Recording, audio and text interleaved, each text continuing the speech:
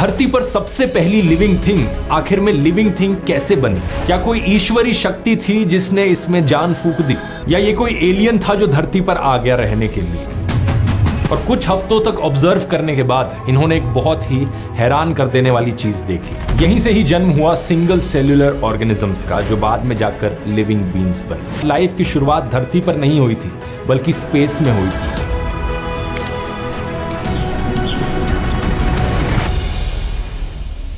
नमस्कार दोस्तों, क्या आप जानते हो आपका डीएनए एक केले के डीएनए से 60% मिलता जुलता है? नहीं, मजाक नहीं कर रहा, यह बात सच है, क्योंकि इंसानों का और केलों का एक ही एंसेस्टर रहा है अगर आप टाइम में बहुत बहुत पीछे जाओ तो। मतलब हमारे और एक केले के जो पर 100 मिलियन पर दादा थे वो एक ही थे। इनफैक्ट ये बात सिर्फ केले के लिए नहीं बल्कि दुनिया में मौजूद हर जानवर और पेड़ पौधे के लिए है। और अगर आप टाइम में और भी पीछे जाओ, 3.7 बिलियन ईयर्स पीछे चले जाओ, तो पता लगेगा कि धरती पर रहने वाले सारे लिविंग ऑर्गेनिजम्स का एक ही कॉमन एंसेस्टर रहा है, लूका। लूका जो हमने नाम दिया है, इसका फुल फॉर्म है लास्ट यूनिवर्सल कॉमन एंसेस्टर। ये एक सिंगल सेल ऑर्गेनिज्म था जिसे आप एक माइक्रोब कह सकते हो। साइंटिस्ट का मानना है इसे गर्म जगहों में रहना काफी पसंद था। और आज धरती पर जितनी भी लिविंग थिंग्स मौजूद हैं, चाहे प्लांट्स हो, एनिमल्स हो, फंगस हो, एल्गी हो या बैक्टीरिया ही क्यों ना हो, हम सब इस एक ऑर्गेनिज्म से इवॉल्व हुए हैं। अब ऐसा नहीं है कि लूका पहला लिविंग ऑर्गेनिज्म था धरती पर जिंदा रहने वाला। इससे पहले भी कई लिविंग ऑर्गेनिजम्स रहे होंगे, लेकिन साइंटिस्ट को नहीं पता कि वो कैसे दिखते होंगे। इनफैक्ट साइंटिस्ट को यह भी नहीं पता कि लूका कैसा दिखता होगा। लेकिन लूका एक लिविंग ऑर्गेनिज्म था, ये बात इंपॉर्टेंट है, क्योंकि यहीं से ही सवाल खड़ा होता है कि आखिर ये लूका जिंदा कैसे हुआ? धरती पर सबसे पहली लिविंग थिंग आखिर में लिविंग थिंग कैसे बनी? क्या कोई ईश्वरी शक्ति थी जिसने इसमें जान फूंक दी, या ये कोई एलियन था जो धरती पर आ गया रहने के लिए? ये सवाल है लाइफ के ओरिजिन का। आखिर नॉन लिविंग मैटर, पत्थर, मिट्टी, पानी और कुछ एलिमेंट्स कैसे बदल सकते हैं जीते जागते लिविंग ऑर्गेनिजम्स में? आइए समझते हैं इस रहस्य को गहराई से आज के इस वीडियो में।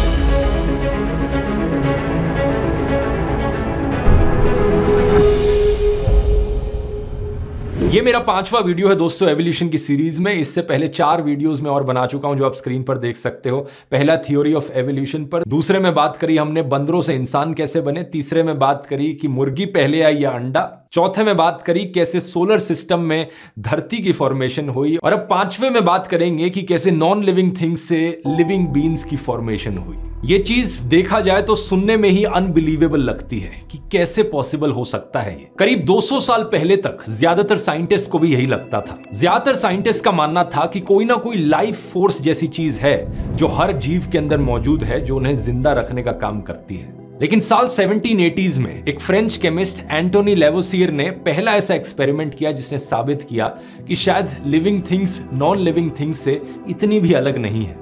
इन्होंने एक गिनी पिग जानवर को लिया और उसकी बॉडी हीट को मापने का काम किया। उन्होंने देखा इस जानवर की बॉडी हीट से बर्फ कितनी जल्दी मेल्ट होती है और साथ ही साथ कितनी ज्यादा कार्बन डाइऑक्साइड ये रिलीज करता है। फिर इन्होंने कोयले के टुकड़े से मेजर किया जो same amount of carbon dioxide release करेगा और जिससे उतनी ही बर्फ मेल्ट होगी जितनी उस जानवर से हो रही थी। ये देखकर इन्होंने कंक्लूड किया लाइफ एक केमिकल प्रोसेस है। नॉन लिविंग थिंग्स और लिविंग थिंग्स दोनों सेम केमिकल प्रिंसिपल्स पर काम करती हैं। कुछ साल बाद 1790s में एक इटालियन डॉक्टर लुइगी गलवानी कुछ मरे हुए मेंढकों के साथ काम कर रहे थे। इन्होंने मेंढकों की टांगों को ब्रास हुक पर लटका रखा था और इनके हाथ में एक स्टील का ब्लेड था।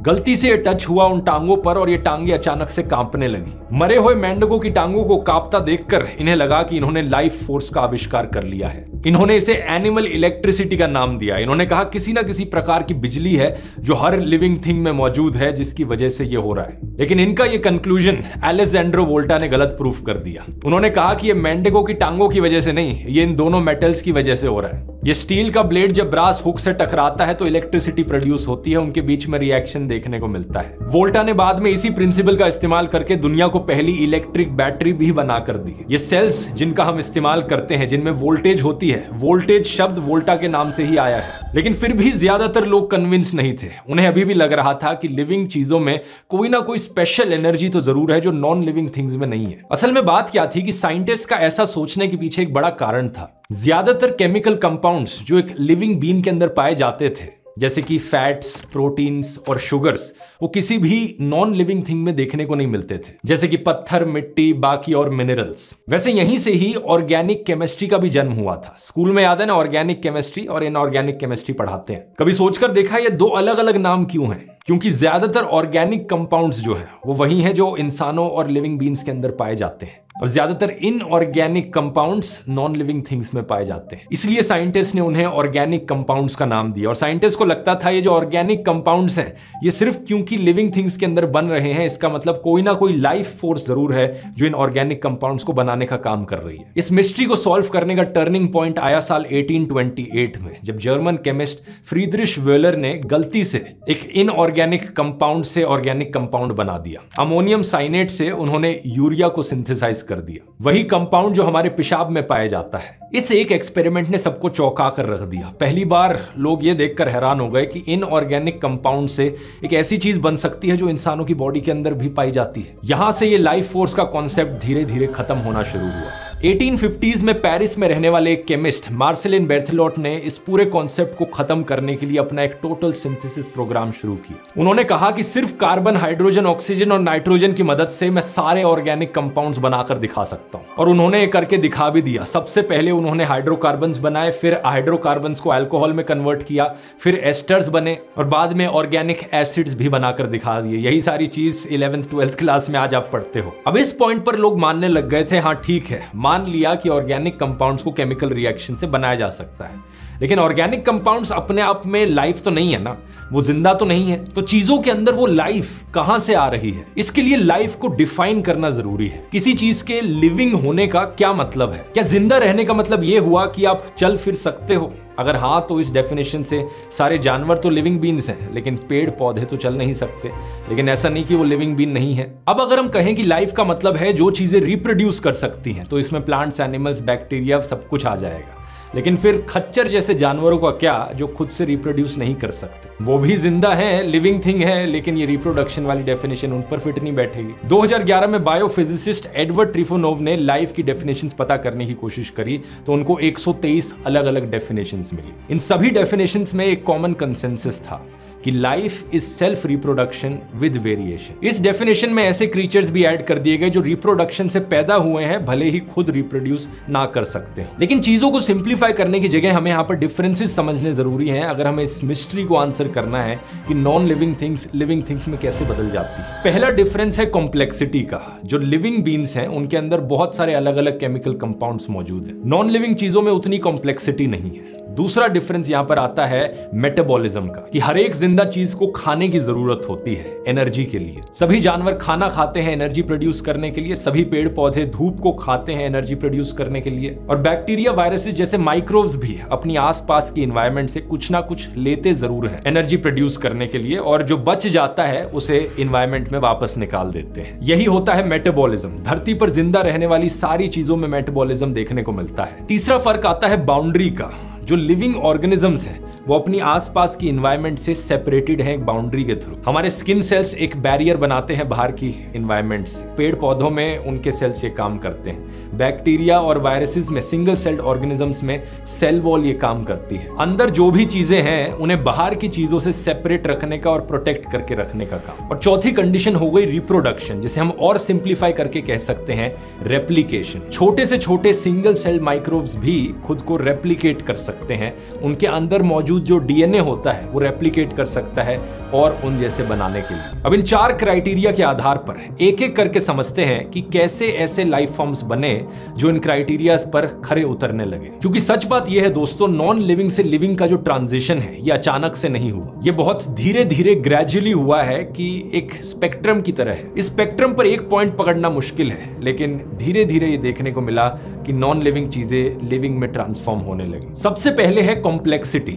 आखिरकार डीएनए जैसी कॉम्प्लेक्स चीजें कैसे बन गई। मैंने इस वीडियो में समझाया था कि कैसे हमारा सोलर सिस्टम पहले एक धूल और मिट्टी का सिर्फ एक बादल था, जिससे सूरज बना और बाद में धरती की फॉर्मेशन हुई। धरती के बनने के बाद हमने बात करी थी कि कैसे शुरुआत में बार बार बौछार हो रही थी कॉमेट्स और मीटियोर्स की धरती पर। इस एरा को लेट हेवी बॉम्बार्डमेंट का समय कहते हैं। कुछ साइंटिस्ट का मानना है कि हमारी लाइफ के बिल्डिंग ब्लॉक्स इन्हीं कॉमेट्स और मीटियोर्स से आए थे। इस थ्योरी को पैनस्पर्मिया थ्योरी कहते हैं। इसके अनुसार लाइफ की शुरुआत धरती पर नहीं हुई थी बल्कि स्पेस में हुई थी। सुनने में कुछ ज्यादा ही अजीबोगरीब लगता है, लेकिन आज के दिन हमारे पास इसका ठोस सबूत मौजूद है कि लाइफ के बिल्डिंग ब्लॉक्स स्पेस में मौजूद है। ये हमें पता चल पाता है स्पेक्ट्रोस्कोपी की मदद से। इसे मैंने डिटेल में इस वाले वीडियो में समझाया है। करोड़ों अरबों मील दूर मौजूद स्टार्स और गैलेक्सीज से आने वाली रोशनी का जो स्पेक्ट्रम बनता है, हम उसे एनालाइज करते हैं केमिकल कॉम्पोजिशन पता करने के लिए। डेटा साइंस की मदद से हम बारीकी से पता कर पाते हैं कि एग्जैक्टली कौन से एलिमेंट्स उन स्टार्स और गैलेक्सीज में मौजूद है। वैसे डेटा साइंस जैसी फील्ड का इस्तेमाल ऑलमोस्ट हर एक इंडस्ट्री में किया जा रहा है आज के दिन। Automobile, finance, media, health care. अगर आप अपने आप को इसमें अपस्किल करना चाहते हैं और इस डायनेमिक फील्ड में एंटर करना चाहते हैं तो आज के वीडियो के स्पॉन्सर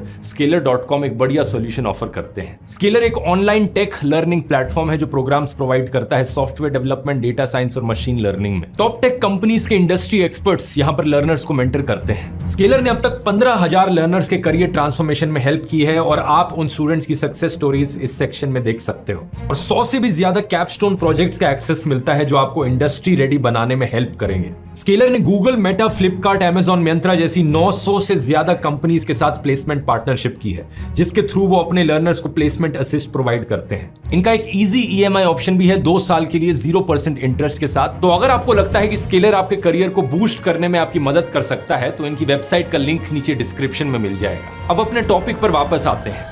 1930s में स्पेक्ट्रोस्कोपी की मदद से जब साइंटिस्ट ने हमारी गैलेक्सी में गैस और धूलों के बादलों को स्टडी किया तो उन्हें पता चला कि इनके अंदर तो कॉम्प्लेक्स मॉलिक्यूल्स मौजूद हैं। शुरू में मिथाइलिन और साइनाइड जैसे सिंपल मॉलिक्यूल्स की खोज हुई। बाद में जैसे जैसे टेलीस्कोप्स और एडवांस्ड बनते गए, रेडियो और इंफ्रारेड टेलीस्कोप्स आए तो हमने पाया कि अमोनिया, वाटर और फॉर्मल्डिहाइड के मॉलिक्यूल्स भी स्पेस में मौजूद है। 1969 में ऑस्ट्रेलिया में गिरे मर्चिसन मीटियोराइट में 20 से भी ज्यादा अमाइनो एसिड्स मिले। फिर उसके बाद साइंटिस्ट ने स्पेस में यूरिया, ग्लाइसिन और इथेनॉल की भी खोज करी। जब इथेनॉल यानी अल्कोहल स्पेस में पाया गया तो मीडिया में हेडलाइन चली स्पेस वोडका नाम से। 2014 में तो आइसोप्रोपाइल साइनाइड जैसे मॉलिक्यूल्स की भी खोज हो गई। ये धरती पर मिलने वाले अमाइनो एसिड्स की कॉम्प्लेक्सिटी से मेल खाता है। सैजिटेरियस B2 क्लाउड जो धरती से करीब 25,000 लाइट ईयर्स दूर है, इनमें मॉलिक्यूल्स मिले जिसमें कायरलिटी देखी गई। कायरलिटी भी एक ऐसा कॉन्सेप्ट है जो आपने स्कूल में पढ़ा होगा, जहां पर मॉलिक्यूल्स की मिरर इमेज होती है, लेफ्ट हैंडेडनेस और राइट हैंडेडनेस देखने को मिलती है। धरती पर पाए जाने वाली लाइफ की कायरलिटी एक बुनियादी पहचान है, क्योंकि अमाइनो एसिड्स DNA और RNA में भी कायरलिटी देखने को मिलती है। करीब 20 ऐसे अमाइनो एसिड्स हैं जो धरती पर मौजूद हर लाइफ फॉर्म में पाए जाते हैं। ये एक बिल्डिंग ब्लॉक्स की तरह हैं लाइफ के, और सारे के सारे 20 अमाइनो एसिड्स ऑलरेडी स्पेस में पाए जा चुके हैं। इनके अलावा 2 तरह के न्यूक्लिक एसिड्स, पहला DNA और दूसरा RNA, इन्हें भी लाइफ का बिल्डिंग ब्लॉक कंसिडर किया जाता है। हालांकि खुद से ये DNA RNA स्पेस में हमें नहीं मिले हैं, लेकिन इनके बिल्डिंग ब्लॉक्स जरूर हमें स्पेस में मिल चुके हैं। DNA RNA का कोर कंपोनेंट होता है एक शुगर जिसका नाम है राइबोस। 25,000 लाइट ईयर्स दूर सैजिटेरियस B2 जैसे गैस क्लाउड में हमें शुगर ग्लाइकोल एल्डिहाइड मिला जो कार्बन कंपाउंड्स के साथ रिएक्ट करके राइबोस बनाता है। तो इन DNA RNA के बिल्डिंग ब्लॉक्स ऑलरेडी स्पेस में मिलते हैं। साइंटिस्ट जेम्स लवलॉक ने इसी को लेकर कहा कि यूनिवर्स एक बड़े वेयरहाउस की तरह है जहां पर लाइफ के लिए जो भी स्पेयर पार्ट्स चाहिए वो सभी अवेलेबल है। आज के दिन ज्यादातर साइंटिस्ट भी यही मानते हैं कि स्पेस अपने आप में ही एक केमिकल फैक्ट्री की तरह काम कर रहा है। इसका मतलब है कि धरती को खुद से बहुत ज्यादा मॉलिक्यूल सिंथेसाइज करने की जरूरत नहीं पड़ी होगी। सोलर सिस्टम में, मीटियोर्स में और कॉमेट्स में पहले से ही कई सारे ये कॉम्प्लेक्स मॉलिक्यूल्स भेज दिए होंगे। अब इन रॉ मटेरियल से धरती पर और कॉम्प्लेक्स चीजें कैसे फॉर्म हुई, इसके लिए आती है प्राइमोर्डियल सूप हाइपोथेसिस। इस थ्योरी के अनुसार धरती पर एक गर्म से तालाब में इनऑर्गेनिक मॉलिक्यूल्स का एक रिच मिक्सचर रहा होगा, जिसमें बिजली पड़ी, वोल्केनो से निकलने वाली गर्मी पड़ी, जिसकी वजह से लाइफ को एक किक स्टार्ट मिला। Lightning strikes the chemical soup at the right place and the right time. Billions of volts of electricity trigger a chain of improbable coincidences to create the first ever cell. Charles Darwin ने साल 1871 में कहा था कि किसी गर्म छोटे तालाब में अमोनिया फॉस्फेट्स, इलेक्ट्रिसिटी, लाइट और हीट की मौजूदगी से सबसे पहले किसी तरीके का प्रोटीन बना होगा। उस प्रोटीन से बाद में लाइफ इवॉल्व हुई होगी। लेकिन क्या सही में ऐसा हो सकता है? इसका एक प्रैक्टिकल एक्सपेरिमेंट किया गया साल 1953 में स्टैनली मिलर और हैरोल्ड यूरे के द्वारा। इन्होंने एक 5 लीटर का बड़ा सा ग्लास कंटेनर लिया, इसमें अमोनिया गैस भरी, मीथेन गैस और वाटर वेपर। इस ग्लास कंटेनर के अंदर अब इन्होंने बिजली के स्पार्क्स डाले, जैसे कि कंडीशंस रही होंगी धरती पर 4 बिलियन साल पहले। और कुछ हफ्तों तक ऑब्जर्व करने के बाद इन्होंने एक बहुत ही हैरान कर देने वाली चीज देखी। इन गिने चुने इनऑर्गेनिक कंपाउंड से लाइफ के बिल्डिंग ब्लॉक्स बन रहे थे। कुछ हफ्तों बाद इस कंटेनर में अमाइनो एसिड्स और कार्बन कंपाउंड्स बन गए। तो इस बात से यह चीज साबित हो गई कि अगर हमारे पास रॉ मटेरियल्स हैं और कंडीशंस सही हैं, तो लाइफ के बिल्डिंग ब्लॉक्स अपने आप ही बनने लग जाते हैं। दूसरा क्राइटेरिया है यहां पर रेप्लिकेशन का। इसके लिए एक थ्योरी है जिसे क्ले मिनरल हाइपोथेसिस कहा जाता है। क्ले जो चिकनी मिट्टी है, उसके charge surfaces primary organic molecules को जोड़कर रखने और उनके बीच होने वाले रिएक्शंस की स्पीड तेज करने में बहुत हेल्पफुल रहते हैं। ये मिट्टी एक सरफेस प्रोवाइड करती है जिस पर ऑर्गेनिक मॉलिक्यूल्स जमा होते रहते हैं और कॉन्सेंट्रेट होते जाते हैं। यही क्ले न्यूक्लियोटाइड मॉलिक्यूल्स को जोड़ने में हेल्पफुल थी और ये एक चेन में जुड़ने लगे। धीरे धीरे यहां पर माना जाता है कि ऑर्गेनिक मॉलिक्यूल्स की एक बड़ी चेन बनी जिसे हम आरएनए कहते हैं। आरएनए जेनेटिक इंफॉर्मेशन को स्टोर कर सकता था और अपने आप को सेल्फ रेप्लिकेट कर सकता था। एक बार फिर से इस चीज को प्रैक्टिकल एक्सपेरिमेंट से साबित किया जा चुका है कि क्ले के सरफेसेस पर छोटे छोटे पार्टिकल्स काम करते हैं, एक दूसरे से मिक्स करते हैं और मॉलिक्यूलर असेंबली के लिए प्लेटफॉर्म मिलता है। हालांकि ये वाली चीज आज के दिन अभी भी एक बहुत बड़ी मिस्ट्री है कि पहला आरएनए मॉलिक्यूल अपने आप कैसे बना और खुद से वो सेल्फ रेप्लिकेट कैसे करने लगा। लेकिन इससे रिलेटेड भी कुछ प्रैक्टिकल एक्सपेरिमेंट्स जरूर किए गए हैं जो कुछ स्पेसिफिक चीजों को क्लियर करते हैं। जैसे कि 2009 में किया गया जॉन सदरलैंड का एक्सपेरिमेंट। इन्होंने देखा कि हाइड्रोजन साइनाइड, एसिटाइलिन और फॉस्फेट जैसे कुछ सिंपल मॉलिक्यूल्स से अल्ट्रावायलेट लाइट के अंदर आरएनए के न्यूक्लियोटाइड्स बन सकते हैं। यहां पर बात आती है आरएनए वर्ल्ड हाइपोथेसिस की, जिसके अनुसार आरएनए ही एक्चुअली में सबसे पहले आया, उसी के बाद प्रोटीन्स बने, उसी के बाद डीएनए बना। क्योंकि आरएनए में ही काबिलियत है खुद से सेल्फ रेप्लिकेट करने की। ये मल्टीप्लाई हुए, इवॉल्व हुए, इवेंचुअली ये स्ट्रॉन्ग स्टेबल प्रोटीन्स बनाने में केपेबल हो गए और इन्हीं प्रोटीन से बना डीएनए। वो डीएनए जो स्टेबल तरीके से लंबे समय तक जेनेटिक इंफॉर्मेशन को स्टोर कर सकता था और खुद की कॉपीज बना सकता था। तीसरा क्राइटेरिया यहां पर आता है बाउंड्री का। मॉलिक्यूल्स बन रहे हैं, आरएनए बन रहा है, ठीक है,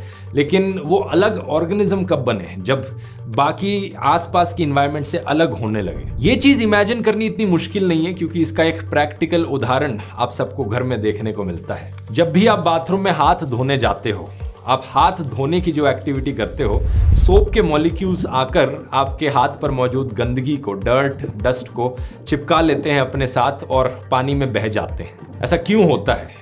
क्योंकि ये फैटी एसिड्स की प्रॉपर्टी है। स्कूल में जैसा आपने पढ़ा था, सोप मॉलिक्यूल्स का एक हाइड्रोफिलिक पार्ट होता है और एक हाइड्रोफोबिक पार्ट। वो हिस्सा मॉलिक्यूल का जो पानी से अट्रैक्ट होता है और वो हिस्सा जो पानी से दूर रहना चाहता है। इसी की वजह से एक ऐसी शेप बन जाती है जो ऑयल, डस्ट और डर्ट मॉलिक्यूल्स को अपने अंदर फंसा लेती है। तो एक तरीके से देखा जाए तो ये एक सेल का स्ट्रक्चर बन रहा है जहां पर बाहर की कोई चीज अंदर नहीं आ सकती। ये जो फैटी एसिड्स हैं, इनसे लिपिड्स बने और पानी में जाने पर लिपिड्स छोटे छोटे बबल्स बनाने लगे। इन बबल्स में अंदर केमिकल्स ट्रैप होने लगे और ये लिपिड्स प्रिमिटिव सेल मेम्ब्रेन्स की तरह बन गए। अब इन्हीं में से ही किसी लिपिड में आरएनए मॉलिक्यूल ट्रैप हो गई और एक तरीके से एक बाउंड्री बन गई जिससे आरएनए लिपिड्स के अंदर ही फंस कर रहेगा। आरएनए मॉलिक्यूल का एक सेल मेम्ब्रेन जैसे स्ट्रक्चर के अंदर होना आपको किसकी याद दिलाता है? एक सेल की। इसीलिए इन्हें प्रोटोसेल्स कहा जाता है। प्रोटोसेल्स का मतलब सेल्स के आने से पहले जो सेल्स थे। ये सबसे सिंपलेस्ट फॉर्म्स था सेल्स के बनने का और यही प्रोटोसेल्स आगे चलकर सेल्स बने जब ये और कॉम्प्लेक्स बनने लगे। यहीं से ही जन्म हुआ सिंगल सेल्यूलर ऑर्गेनिजम्स का, जो बाद में जाकर लिविंग बींग्स बने।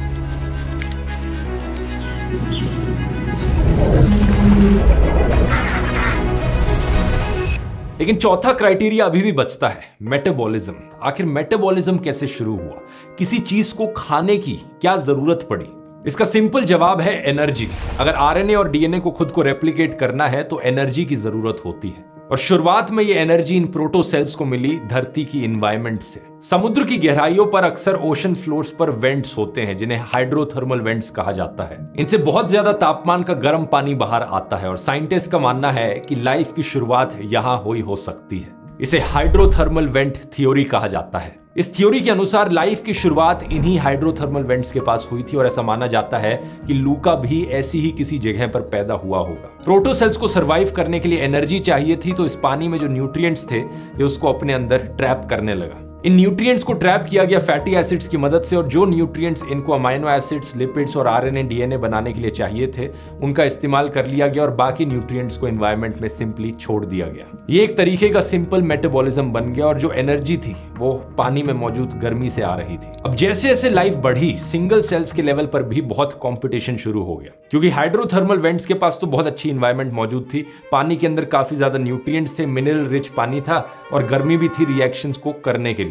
लेकिन जैसे ही इन वेंट से दूर जाएगा कोई सेल, उसको ये कुछ भी नहीं मिलेगा। एनर्जी पाने के लिए इकलौता सोर्स बचा दूसरे सेल्स को खा जाना या फिर उनके साथ कोऑपरेट करके उनके साथ मर्ज हो जाना। ये दोनों ही चीजें आज के दिन भी हमें जानवरों में भी देखने को मिलती हैं। पहला प्रेडेशन, दूसरे जानवरों को खाना एनर्जी पाने के लिए, और दूसरा म्यूचुअलिज्म, दूसरे लिविंग बींग्स के साथ कोऑपरेट करना और साथ में काम करना। इसका एक उदाहरण हो सकता है एक मधुमक्खी जो फूलों से शहद पीती है और साथ ही साथ फूलों की पॉलिनेशन करने में भी मदद करती है। तो सेल्स के लेवल पर भी हमें यही चीज देखने को मिली। इसके लिए 4 नाम समझने जरूरी हैं। पहला है प्रोकैरियोट्स, दूसरा बैक्टीरिया, तीसरा आर्किया और चौथा eukaryotes. Prokaryotes single cell organisms होते हैं। ये 2 तरह के होते हैं, एक बैक्टीरिया, दूसरे आर्किया।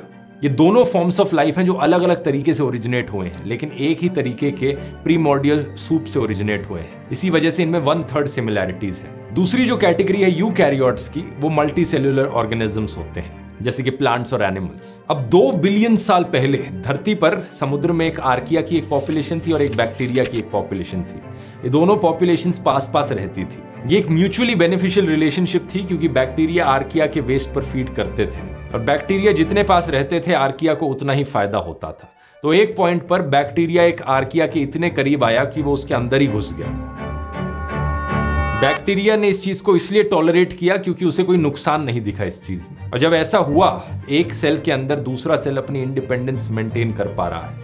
यही सेल सभी मल्टी सेलुलर ऑर्गेनिजम्स का एक एंसेस्टर माना जाता है। धरती पर जितनी भी कॉम्प्लेक्स लाइफ है, पेड़ पौधे जानवर, ये सब इस सिंगल सेल्ड ऑर्गेनिज्म से आए हैं, जो बैक्टीरिया और आर्किया के मर्जर से पॉसिबल हुआ है। आप पूछोगे ये कैसे पता चला? 1960s में एक अमेरिकन बायोलॉजिस्ट लिन मार्गुलिस ने सेल्स के अंदर एग्जिस्ट करने वाले माइटोकॉन्ड्रिया पर रिसर्च करी थी। अब माइटोकॉन्ड्रिया का फंक्शन होता है अपने आप में मेटाबॉलिज्म करना, सेल को एनर्जी प्रोवाइड करना। इन्होंने डीएनए स्टडी करा तो पता चला कि सेल का अपना एक अलग डीएनए है और माइटोकॉन्ड्रिया का अपना खुद का एक अलग डीएनए है। माइटोकॉन्ड्रिया का डीएनए टाइफस नाम के बैक्टीरिया के डीएनए जैसा है, जिससे इंसानों में फीवर, हेडेक और रैश होता है। तो इससे कंक्लूजन ये निकला कि माइटोकॉन्ड्रिया और जो बाकी का सेल है वो 2 अलग अलग ऑर्गेनिज्म रहे होंगे एक पॉइंट ऑफ टाइम पर। और आज के दिन इस चीज का ठोस सबूत मौजूद है कि आर्किया और बैक्टीरिया का जो मर्जर हुआ था, उसमें से बैक्टीरिया माइटोकॉन्ड्रिया बन गया और आर्किया बाकी का सेल रहा। और क्योंकि माइटोकॉन्ड्रिया सिर्फ यूकैरियोट्स में ही होते हैं, प्रोकैरियोट्स में नहीं होते, तो सारे ही मल्टीसेलुलर ऑर्गेनिजम्स का जन्म इसी की वजह से हो पाया। बिना माइटोकॉन्ड्रिया के कोई भी मल्टी सेल्यूलर ऑर्गेनिज्म पॉसिबल ही नहीं था। सभी यूकैरियोट्स को बहुत ज्यादा एनर्जी चाहिए होती है जिंदा रहने के लिए, और इतनी एक्स्ट्रा एनर्जी सिर्फ माइटोकॉन्ड्रिया ही प्रोवाइड करता है। एक औसत यूकैरियोट्स बैक्टीरिया के जीनोम से 2 लाख गुना बड़ा जीनोम सपोर्ट कर सकता है और 2 लाख गुना ज्यादा एनर्जी कमांड कर सकता है। इतनी एक्स्ट्रा एनर्जी की वजह से ही यूकैरियोटिक सेल्स बनने शुरू हुए, जीन्स की शुरुआत हुई और नेचुरल सिलेक्शन का प्रोसेस शुरू हुआ। तो ओवरऑल देखा जाए, ये जो नॉन लिविंग थिंग से लिविंग बीन में बनने का ट्रांसफॉर्मेशन है, ये कोई ऐसी चीज नहीं जो अचानक से एक झटके में हो गई। इसके लिए बहुत सारी अलग अलग चीजें हुई हैं जिनमें बहुत लंबा समय लगा है। स्पेसिफिकली कहा जाए तो कम से कम 2 बिलियन सालों का समय लगा है इस ट्रांसफॉर्मेशन को होने में। सबसे पहली लाइफ की एज एस्टिमेट करी जाती है 3.7 बिलियन से लेकर 4 बिलियन ईयर्स पहले तक, और सबसे पहले मल्टी सेल्यूलर ऑर्गेनिज्म की एज एस्टिमेट करी जाती है कम से कम 1.5 बिलियन ईयर्स पहले। इतना लंबा समय लगता है, इतने सारे अलग अलग प्रोसेसेस सही होने पड़ते हैं, वो भी सही कंडीशंस और सही रॉ मटेरियल्स के साथ, तब जाके ट्रांसफॉर्मेशन हो पाती है। लेकिन इस सब में ये कहना गलत नहीं होगा कि हम सब स्टार डस्ट के बने हैं। जितनी भी चीजें हम सब के बनने के लिए चाहिए वो सब स्पेस में मौजूद है। उम्मीद करता हूँ वीडियो हमेशा की तरह इन्फॉर्मेटिव लगा होगा। स्केलर का लिंक नीचे डिस्क्रिप्शन में मिल जाएगा। और अब अगर आप और जानना चाहते हैं इस चीज के बारे में, कि मल्टी सेलुलर ऑर्गेनिजम्स और कैसे इवॉल्व किए जिससे आगे चलकर पेड़ पौधे बने और इंसान बने, तो इसकी बात मैंने डिटेल में करी है थ्योरी ऑफ एवोल्यूशन वाले वीडियो में, जो आप यहाँ क्लिक करके देख सकते हैं। बहुत बहुत धन्यवाद।